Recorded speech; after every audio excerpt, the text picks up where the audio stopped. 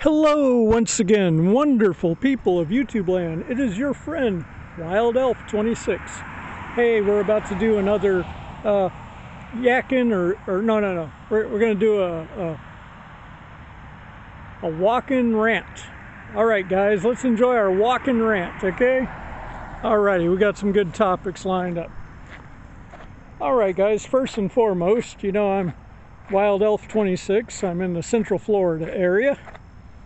And right now we just had Helene go by us, and we're staring at Milton coming up on us here. Milton's a day or so away. We got some of the bands of rain the other night, quite fiercely actually. And I know above us, above Georgia, the Carolinas and whatnot, they are not looking forward to a repeat of another storm coming through right about now. Right now they're barely able to get recovery efforts up in those regions because of all the road destruction.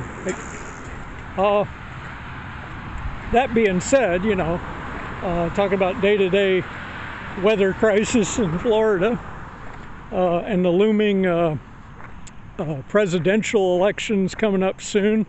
We're still in the season of October, the season of Halloween, as it were, and I'm sure you guys, all the many cosplayers out there that enjoy viewing my channel and probably get a giggle or a laugh out of it most of the time, or at least have something interesting to think about after they viewed a video or two.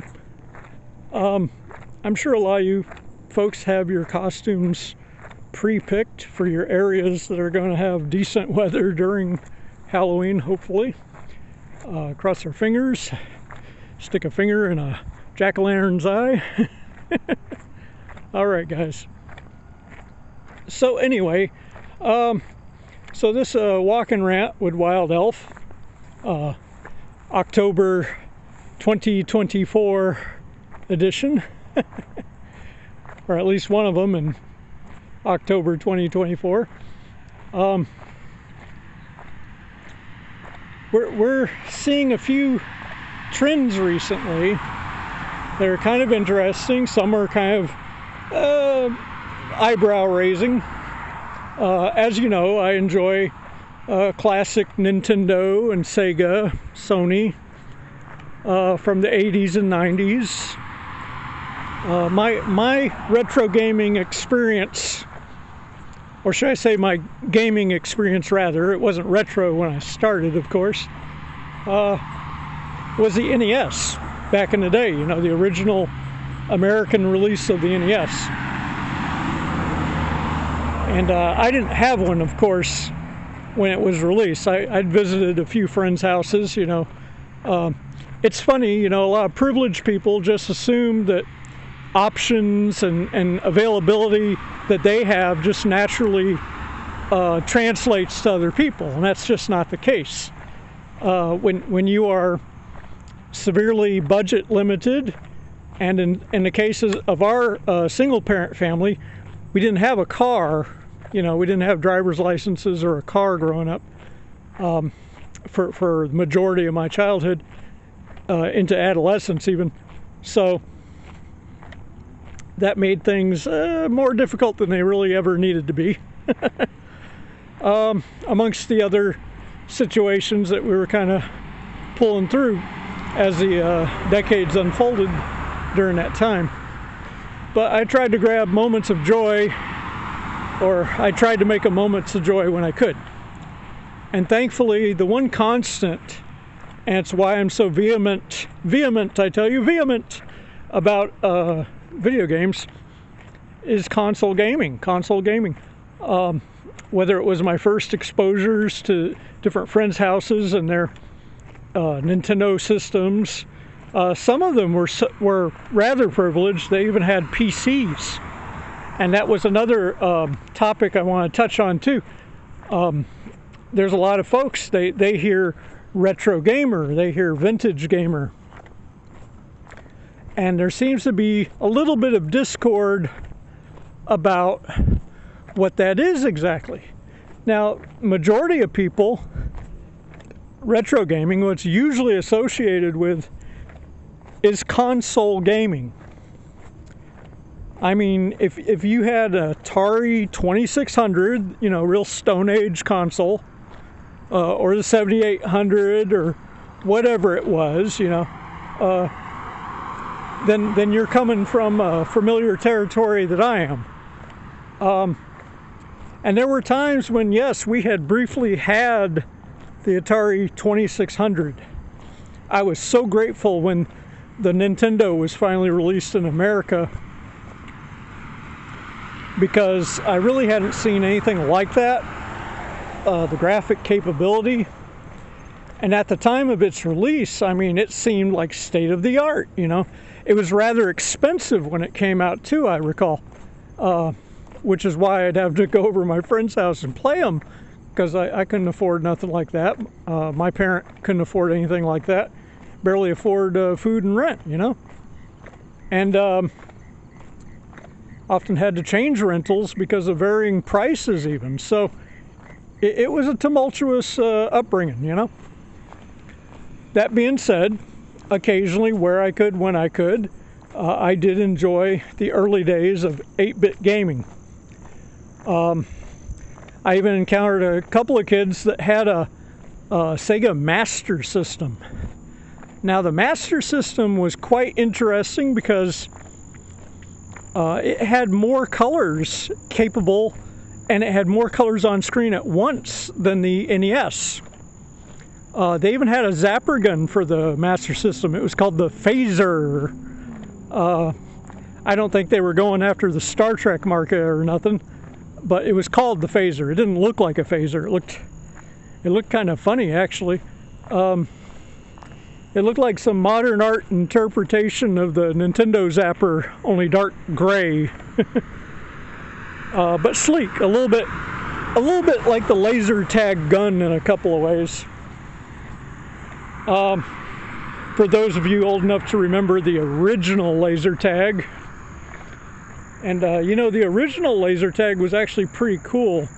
I think the company that owns Super Soaker, Nerf, I think they also own the rights to laser tag. Now they do. I don't remember who the original company was that started laser tag. I do know that when it came out, it was so popular they had a cartoon with it. There was a cartoon about laser tag back in the 80s. I think I saw maybe 3 episodes of it, and then I didn't see no more episodes of it. Maybe it got canceled early, or maybe the network switched which days they were going to show it. I don't know. And that's another thing a lot of us retro gamers remember. Today you got all these different kinds of on-demand channels, streaming channels, streaming networks, and to some degree cable. Some people still have cable, some people still have satellite cable. And of course that was like, you know, that was a taboo. That was out of the question for us budget-wise. The only time I saw cable growing up was, again, when I visit my friends' houses. I know, I'm starting to sound like Oliver Twist or something. I apologize, but that's how it was, folks. And it's funny. It's very funny too, in a sad, morbid, kind of tragic way, because a lot of people, especially when it comes to like foreign policy and all that stuff. Hey, how you doing? Oh, that's cool. Like that. But when it comes to like foreign policy and crap like that, they always projected this image, you know, of our national economy being this unshakable, you know, strong financial system. And at some point in the 80s, it had become strong, but there were shaky moments back in the 70s, some of which I was too young to actually experience, thankfully.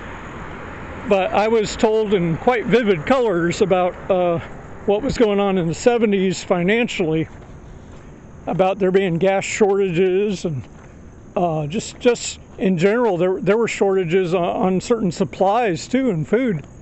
But that was all with the gas prices too. The shortage of gas driving up prices of gas. It was miserable, and I really hope our country never has to go through that sort of thing again, but who knows, you know? That's why we can either get someone responsible in the White House at some point, or we can deal with some social media darling that won't do anything special, won't fix anything, and probably hasn't done anything special in the last, 6 or 4 or whatever years, right? But that will be people's choices when they get to go to the voting polls and make their official voice known by putting down their vote for who they want. But you really, folks, I'm not getting all political about voting or whatnot. I'm just saying, look at the premise of who's running for office. Look at the state of the nation right now, especially financially, job-wise. And who do you really, truly believe has the gumption, has the fortitude, the intestinal fortitude to actually help increase our job market, maybe deflate this inflation that's been going crazy? I mean, it's been going crazy, folks. Inflation's not supposed to work that way. It's not supposed to be 1 week you're paying this, and the next week you're paying double to almost approaching triple the price for something. No, inflation is not supposed to go up that starkly. This is an aberration of inflation. Surely nobody would actually want to cause inflation. Well, I can't say that for sure, because it seems like a lot of people that wear three-piece suits and are connected to some pretty high-powered people make a lot of money when inflation happens. And they don't really care about the aftermath. They're getting record profits. A lot of different kinds of corporations nowadays. And those people, those execs, those CEOs, they're grinning ear to ear while big chunks of our country are in like complete misery. All right, guys, enough of that political soapbox stuff. Let's get back to gaming. Where was I? Oh yeah, tragic, hilarious, tragic upbringing, childhood. Yeah, so I was versed pretty good with the Nintendo. Played a ton of games. And when I eventually got our own Nintendo, which was a used one, of course, we had acquired around between 12, 14 games. And, I would play the ever-loving bejesus out of them. I really would. And I got to a point, I'm a reasonable sketch drawing artist, amongst other art talents I have now. And I got to a point where I was playing the original NES Teenage Mutant Ninja Turtles. And when it came out, it was at the high point of the 80s cartoon that had been recently put on the air. And there was like almost a fervor about it, They were really looking forward to Ninja Turtles on the home systems, on the NES. This was before the first arcade machine of Ninja Turtles ever came out. This was before that quite a bit. And what they gave us on the NES was a very strange multiple viewpoint Turtles game. Artistically, for NES graphics, it was actually done pretty well, especially the side view scenes. The side views gave us a decent height character to use.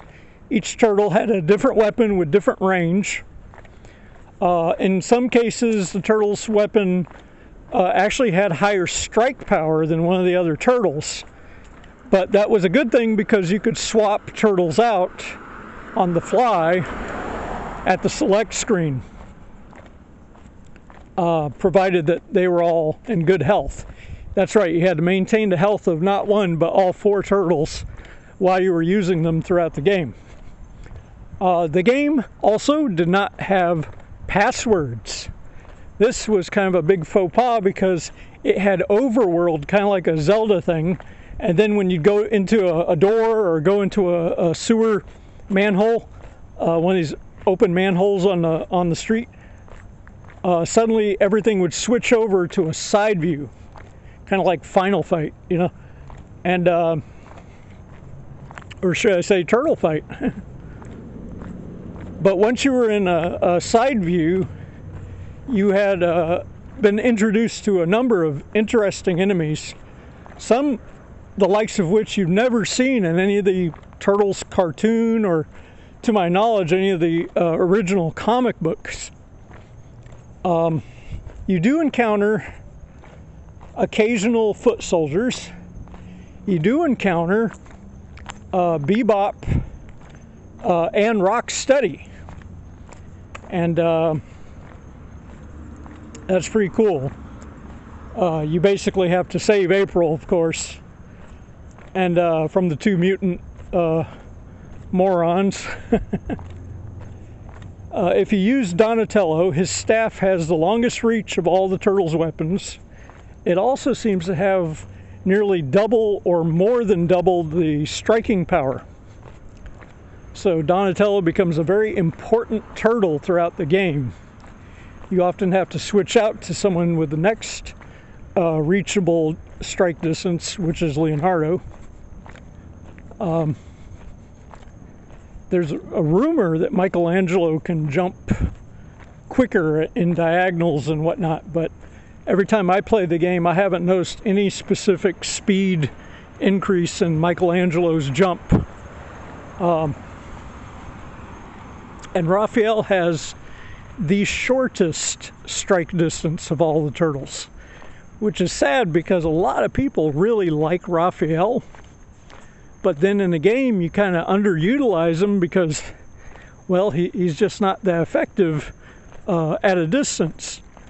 And with a lot of these enemies in the stages, and some of which, if you back left or right a little too much, you run the risk of them respawning.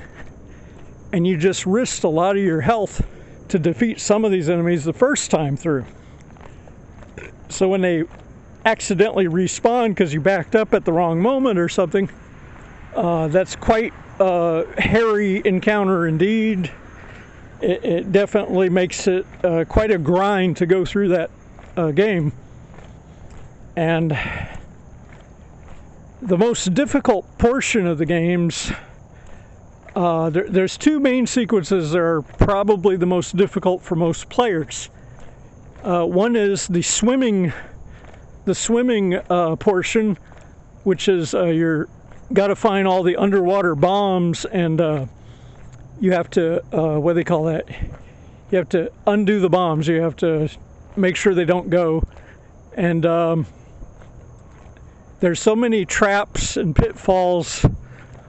Different seaweed, electric seaweed. There's rotating blades on a long, like, pinwheel thing that you got to swim around carefully. It's very, very, very harrowing. Yes, very, very stressful on your nerves. I'm sure people have thrown a controller or 2 over that game, just on the dam and the underwater bomb stage alone. With my art skill, I was able to draw out complete maps of the underwater dam stage. And once I knew exactly where everything was, I worked up a strategy and was able to defeat it. But it was not easy. And by the end of that stage, you generally end up losing at least 1 turtle. Pardon me for saying As I go through that game, past the dam stage, and that's not profanity, that's dam, like a big concrete thing that holds back water. So, just for clarity. The other difficult stage in the game that really hangs most people up to dry and myself included. I think I got through it once, just once, through all the horror and awful I had to go through to get there. The last stage, or better yet, the last hallway of the Technodrome. Once you're inside and you reach the final hallway of the Technodrome, you have these guys with these jetpacks, and they're hovering over you in a certain pattern. There's supposed to be a trick to how you can engage them without getting hit. But when I was playing it, I could not for the life of me figure out any such thing. I did go through it quite a bit, and eventually it would grind every one of the life points out of all the turtles. I could just almost never get through that. There was one time where I did get a fluke chance, actually got my turtle through with half health through that stage. I don't know if the game had glitched or something at some point. It might have, just judging by how difficult the stage was, and then suddenly I managed to go through it. I think the game glitched, and I'm not saying that there's a glitch on that hallway, but with the awkwardness of the respawns, there might be some kind of glitch exploit there, but don't hold me to it. I'm just saying it happened to me once. Thankfully, it happened to me once. I got through. I finally made it to the room where Shredder would appear. And the Shredder battle in the final game, and I'm not going to spoil it for you. I'm not going to spoil the ending either. The ending's awesome for those guys that want to brave through that slugfest. But I got to tell you, that game is not for the timid. And they really had a lot of nerve with the release of the American version of that game, with its difficulty level skewed as hard as it was, and with no password save. Because the majority of the people that were going to play that game were little kids that loved the TV show. So it was really like, if it wasn't a real mean thing to do, then it was a very sick thing to do. And not sick like, oh, that's cool, man, that's sick. No, it was sick like, whoever was setting the difficulties and stuff for that were just sickos, And at the time, that was Ultra Games, which was division of Konami at that time. And there's a whole thing about that, about why there was a separate named portion of the same company. Nintendo, that does their own thing, whether it be good or bad, they had made some rule that people that make software for their machine were only allowed to make so many games per year. They didn't want someone making more than 3 games for the system per year. Might have been less, might have been only 2 games. But the point being, Konami wanted to make a squat load more games, so they worked a way around the agreement by developing a secondary company acquisition, which they then named Ultra Games. And with Ultra Games, they were able to bring us classics like the Teenage Mutant Ninja Turtles. But it was a very interesting way they had to do it. And it's funny too, because this was a Japanese company, Konami, who was dealing with an even stranger Japanese company, Nintendo. And it wasn't like they could say, oh, well, it's the culture shock of a company having to deal with a Japanese company. No, both companies were Japanese. It was just one company was just really strange, just really out there, folks. And that was Nintendo. I can see now why Sony of Japan had such a weird time dealing with them when they were in their initial collaborations for the first, what was going to be the Nintendo PlayStation, more or less, and how that all ended up falling through. It fell apart pretty quick,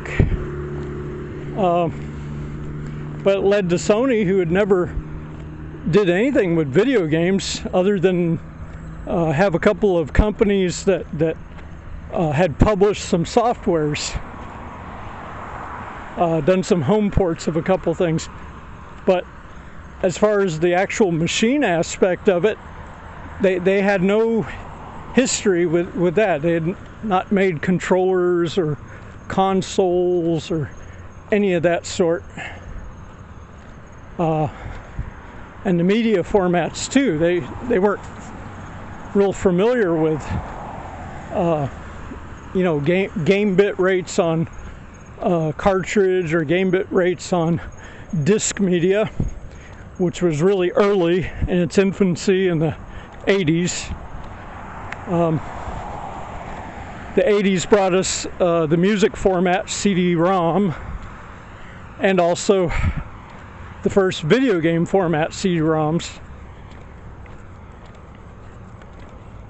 And at some point in the 80s, we also got a gigantic disc to watch movies on, a disc format known to many as the laser disc. Freaking lasers. But there was an arcade, well, there was two, not just one, there was two official coin-operated arcade machines that utilized the format of Laserdisc. One of them was Dragon's Lair, and that game was so popular it's been ported to so many systems. There's even a DVD version of that game, Dragon's Lair, that most decent DVD drives can actually play it like it was a dedicated game console or something. Here comes a little kitty cat running across the street. Oh, you can't see it, it's too dark. Okay. And my finger was in the way. Whoa! Yeah. Sorry about that. Wowie zowie. We had a blackout. It was my fingers in the way. See, that's the thing, folks. I've got to record, and at the same time, I've got to point the camera, and I've got to hope that the microphone pickup is within an equal range, because it is what they call a universal direction microphone, or unimic. That means you get stereo sound depending on where I'm yelling at it from. Yeah, that's fun, ain't it? Hopefully this is on your television so you can really get the effect of. Alright, guys. Now, where were we? Oh yeah, we were talking about Dragon's Lair and the other arcade game. I believe it was another Don Bluth one that came a little later. It's called Space Ace. And the gameplay, even though it was now more of a futuristic game, it was similar to how Dragon's Lair played out. But we'll get back to the 80s. Back to the police chase, apparently. Okay. There you have it, folks. Gripping breaking news. Cops are chasing somebody. Good news for him. There's a Dunkin' Donuts in that direction. All right. So we're back to the 8-bit games. The Turtles was awesome. It was way too difficult, the first one. Second one wasn't no bed of roses either, but a lot of people know the tricks to that one. The second Turtles game was based on the actual arcade machine, and it too was also an Ultra Games release. Konami. And unlike the arcade machine, the arcade had a complete singing of the actual Turtles theme song at the beginning of the arcade machine. it also had 4 players on screen at one time. That's right, people, 4 joysticks on the arcade machine. 4 sets of attack and jump buttons. This was so you could all stand shoulder to shoulder, enjoying the same screen, 4-player simultaneous style, which is kind of a unique experience these days. These big money-hungry game companies now, they're been in cahoots with other big tech companies, and it seems like when we got the more internet dependent or internet verification game consoles, you'll notice a lot of these games, you know, you have to strive and search to find 2 players in the same room games. A lot of them, they're common sense games that should have a minimum of 2 players in the same room, don't. They have 1 player in the same room, and then multiplayer has to be online. Yeah, crazy online leaderboard praising leaderboard dependent nonsense. Example: back in the 90s, there was a racing game series that we all probably know pretty well by now. It's called Need for Speed, made by Electronic Arts. And well, the current Need for Speed games for systems like the PS4 and PS5, majority of them, and I was looking at some the other day too, just to refresh my memory almost, the majority of them, they have only 1 player in the same room. 1 player. You compare that to back in the, you know, early mid-2000s, the GameCube version of Need for Speed Most Wanted or Need for Speed High Stakes had a split screen, and up to 4 people could race in the same room.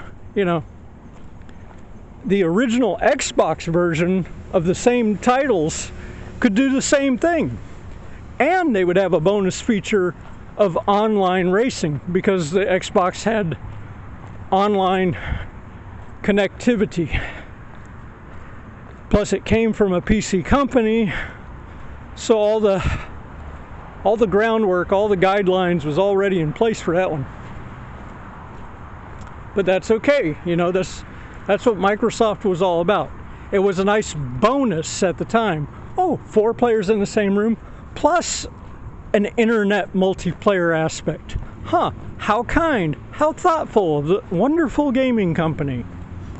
But nowadays, folks, it's not that way. These greedy corporate types, what they've done now to our sweet, wonderful gaming, it's terrible. They have almost ruined the entire system of modern consumer gaming. Now, some people will argue, you know, well, today we got the advantages, we got the we got the benefits of download only and digital only games, you know, woo, you don't have to read off a disc, there's no load time, woo, you know, which isn't entirely true because there's still build time. A lot of games between sequences will do something to delay while it is building the next section of the game, the next sequence of the game. So it's kind of like a hidden loading time, because they found ways of doing it now where they will load sequences while there's some interesting video sequence playing. And it kind of masks the fact that the video sequence is only there to distract you, kind of keep you in the game's story a little bit, but to distract you while the game is loading the next section of the game. Also, they tend to ask you to have backup memory on your system, you know, expanding your memory on the system to ridiculous memory levels, just because some of these later released titles demand extra memory just to function correctly. If you're playing them on a system that doesn't have upgraded sized memory, on what it's supposed to be perfectly compatible, perfectly designed for, it'll start acting like it's having hiccups or some kind of glitch fest. Definite slowdown during certain buildings. So you'll notice it in image draw too. There'll be a decline in the detail of backgrounds while it's drawing the images that are suddenly appearing on the screen as you're racing through an area, whether it be an action game or a car race thing or something. I know I'm kind of all over the place right now, but like I said, this is a walk-in rant, so I'm going to be ranting about a few different things. Sometimes my rants are coherent and stick to a specific theme. But at the beginning of this video, I did not make any such promise. So you can't hold me to that. All right. But as we're going through, yeah, big company corporate greed, you know, they got all these people so hyped up for these new consoles, you know, oh, the graphics are so great. The problem is the graphics, the graphic architecture on a lot of these systems is almost identical, with the exception of the Nintendo Switch. Now, I'll give you one example. When it comes to the Nintendo Switch, they were actually kind of smart. They realized that the graphics were just jumping every time a new system came out. Usually, and I'll lay the blame down squarely this time with Xbox. Xbox kept releasing like multiple Xboxes with a weird naming strategy that makes it hard to even keep up with which Xbox is actually the current one. At least with Sony, they didn't do anything stupid like that. And yeah, that was something really stupid Xbox did. When people don't know which one of your systems is the current one because of the odd naming structure, yeah, that's a bad thing. That's not a good thing, Xbox. Sony had the brains to keep, okay, people like PlayStation. Well, let's see, long ago they really liked the PS2. Hey, let's stick with the number thing. That seems to work. So now we're at well, a lot of people are still playing PS4.